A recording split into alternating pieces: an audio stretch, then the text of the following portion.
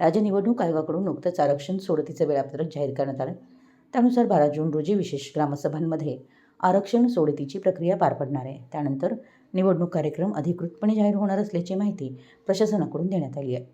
ग्रामीण अर्थव्यवस्थेचा कणा मानला जाणाऱ्या गोकुळ दूध महासंघाच्या राजकारणानं गेल्या 1.5 महिन्यापासून कोल्हापूर जिल्ह्यात वातावरण तापले. आता ग्रामपंचायत निवडणुकांमुळे गाव पातळीवरील राजकारणही रंगणार आहे. मुदत संपलेल्या जिल्ह्यातील तब्बल 433 ग्रामपंचायतींच्या निवडणुकांचा धुरळा लवकरच उडणार आहे.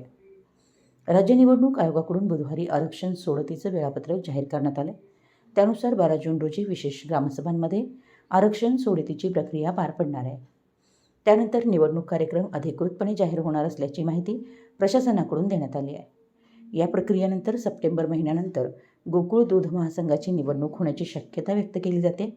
त्यामुळे गावगाड्यातील स्थानिक नेतृत्व ठरवण्यासाठी जिल्ह्यात राजकीय हालचालींना वेग येण्याची चिन्हे आहेत.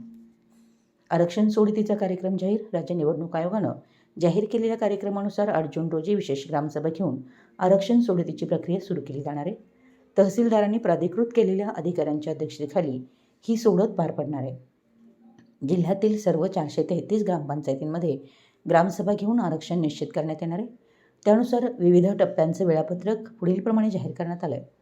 8 जून विशेष ग्रामसभा, 12 जून आरक्षण सोडत, 17 जून प्रारूप अधिसूचनेस मान्यता, 19 जूनला प्रारूप आरक्षण प्रसिद्ध, 19 ते 25 जून हरकती आणि सूचना दाखल, 23 जुलैला उपविभागीय अधिकाऱ्यांचा अभिप्राय, 8 जुलैला अंतिम अधिसूचनेस मान्यता, 10 जुलैला अंतिम आरक्षण प्रसिद्ध. गोकुळ राजकारणाचे पडसाद गाव पातळीवर. सध्या गोकुळ दूध महासंघाच्या राजकारणामुळे ग्रामीण भागातील वातावरण आधीच ठेवून निघाले. जिल्ह्यातील अनेक दूध संस्था गोकुळशी संलग्न असल्यानं त्याचे थेट परिणाम गाव पातळीवरील राजकारणावर दिसून येत आहेत.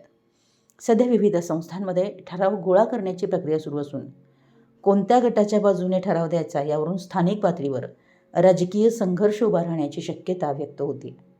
याचवेळी ग्रामपंचायत निवडणुकीच्या प्रक्रियेला सुरुवात होत असल्यानं गाव पातळीवरील राजकारण अधिकच तापण्याची चिन्ह दिसत आहेत. मराठी न्यूजसाठी कागलहून प्रशांत दळवी.